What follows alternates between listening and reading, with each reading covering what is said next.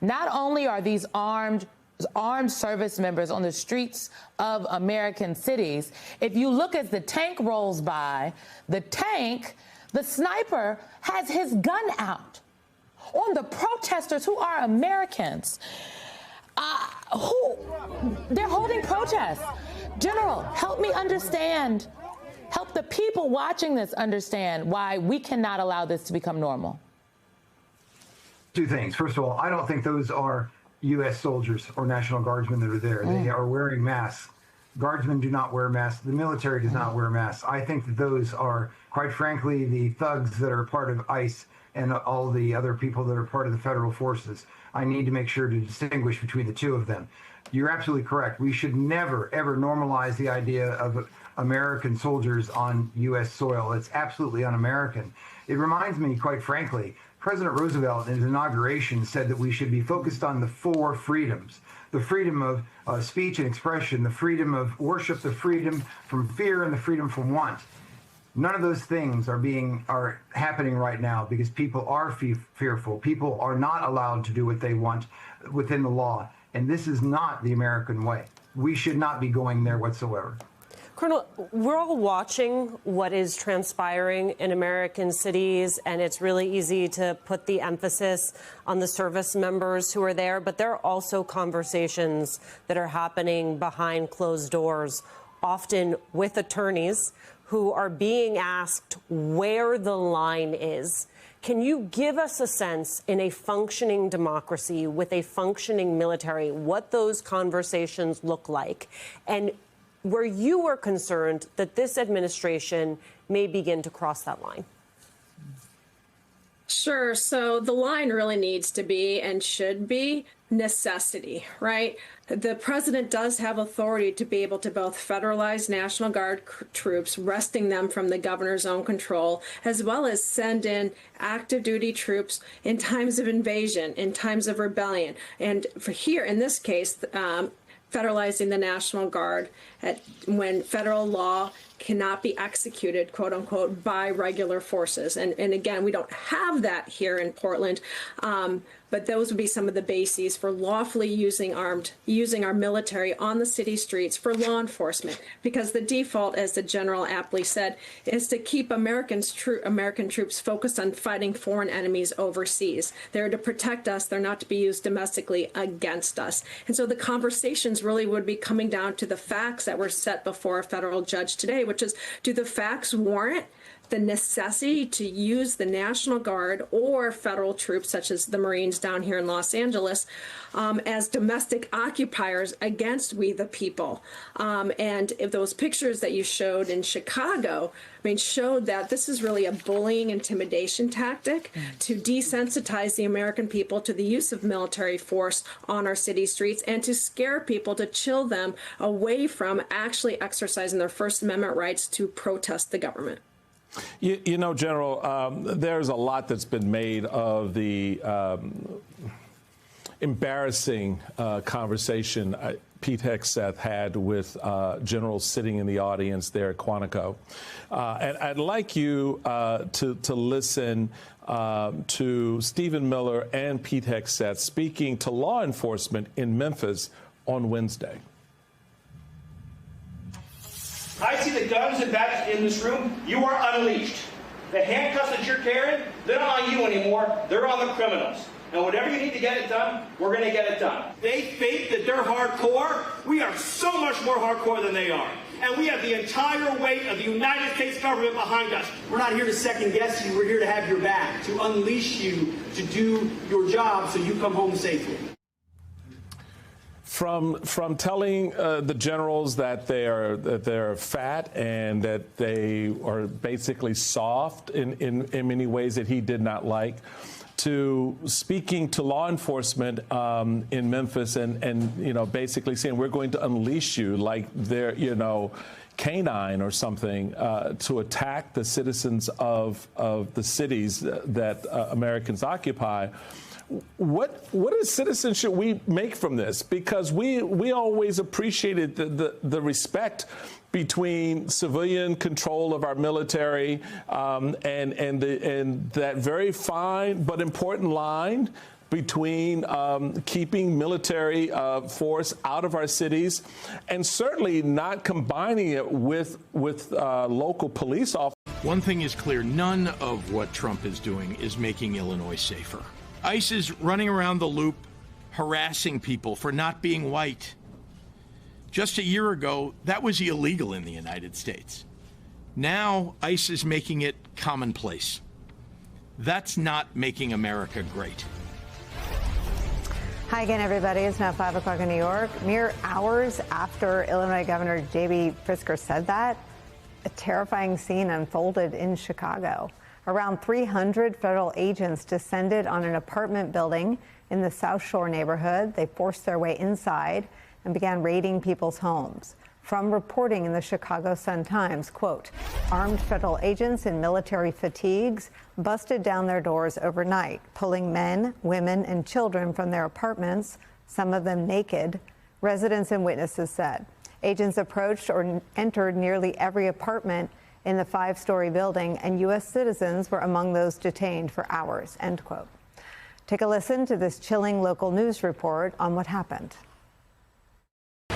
I spoke to one woman who actually lives in this building, and she says she was detained by ICE agents overnight, and she says they took everyone and then asked questions later. They just treated us like we were nothing. Patricia Fisher says she came out to the hallway of her apartment complex on the corner of 75th and South Shore Drive in her nightgown around 10 Monday night, only to find ICE agents yelling police. It was scary because I've never had a gun put in my face. They asked my name and my date of birth and asked me did I have any warrants, and I told them no, I didn't. She says she was then handcuffed and released around 3 a.m. Fisher says she was told if anyone had any kind of warrant out for them, even if it was unrelated to immigration, they would not be released. Citizen-at video shows the chaotic scene overnight. Neighbors tell us there were dozens of ICE agents. Neighbors like Ebony Watson says they ducked for cover as they heard several flashbangs go off. They was terrified. The kids was crying. People was screaming. They looked very distraught.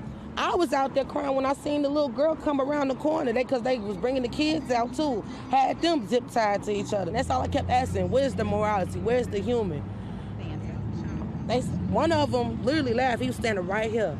He said, them kids. Fuck the kids. Federal officials say 37 people were arrested in the raid, which they said they performed because the neighborhood was a, quote, location known to be frequented by Tren de Aragua members and their associates. But as the Chicago Sun-Times reports, DHS gave no evidence to support that assertion, and authorities did not confirm that any of the people arrested were members of a Venezuelan gang. An unbelievable show of force that looks to the naked, untrained eye very un-American, sweeping up women, children, and U.S. citizens. Daryl Ballard, who witnessed the raid, said this, quote, we're under siege, we're being invaded by our own military, end quote. And a woman named Marley Sanders, whose boyfriend was detained, noted, quote, they had the black people in one van and the immigrants in another van, end quote. That frightening escalation overnight raid is an escalation in what has been a weeks-long presence by ICE officials in the country's third largest city, where hundreds have been arrested. At the same time, protesters have been voicing their outrage. Clashes outside the ICE facility in Broadview, a suburb of Chicago, have turned ugly at times, with demonstrators getting tear-gassed.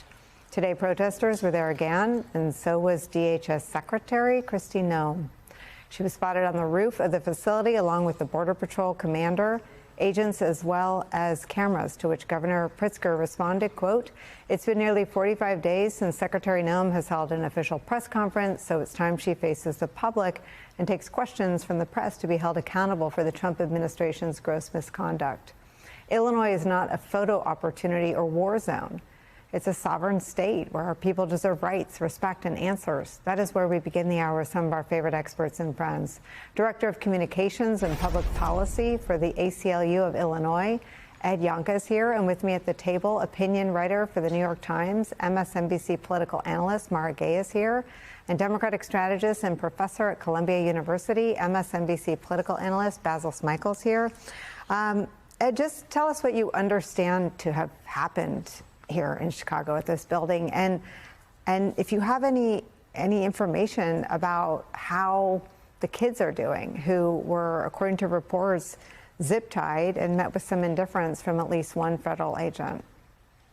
Yes, I don't have any information about how the kids are doing. What I can tell you, Nicole, is that what we saw was a full-fledged military operation conducted on the south side of Chicago against an apartment building in which the building was literally invaded.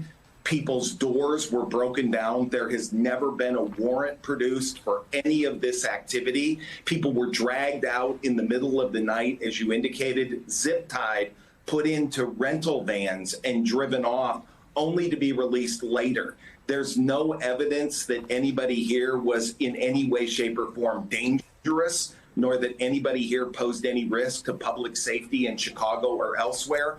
But you'll notice, as you've indicated, that there were lots of cameras around, that ICE was there, ready to take video and to make this a social media spectacular.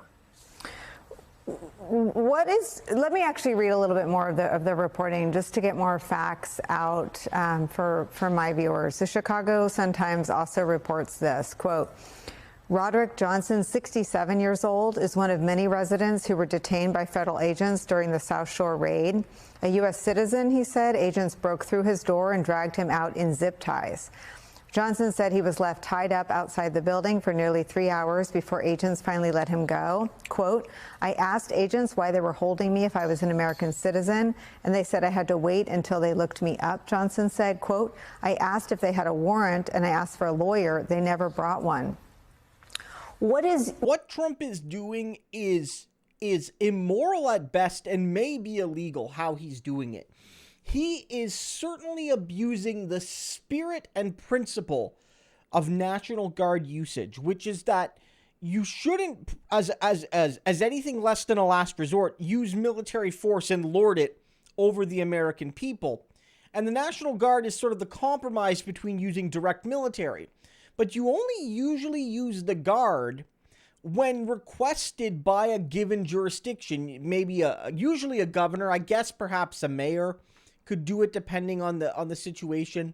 And it's only supposed to be used when the local jurisdiction can't enforce the law. And the argument from Republicans is though all these democratic cities, these democratic states are lawless, etc., etc., when that's certainly not true, because crime rates in most of these jurisdictions are going down. And again, if it was about first of all, it was about lawlessness and about people breaking the law, you should send the National Guard to Wall Street, am I right? You should send them into the boardroom of every Fortune 500 company, it seems, or at least some of them. And you should send them to a lot of rural parts of red states. Those are some of the highest crime areas in the country.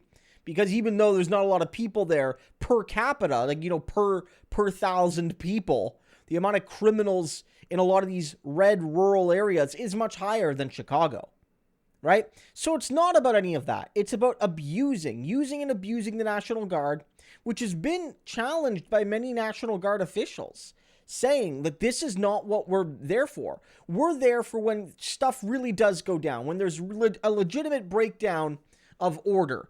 And usually for things like emergencies, like we're here to help if there's a natural disaster. We're here to help if there's a legitimate attack on our country. I'm sure the National Guard was ready and able, say, during 9/11, for example, right? But this is not that moment, because what Donald Trump wants to treat the National Guard as is his jackbooted thugs. They deserve better, the National Guard, and so do the people.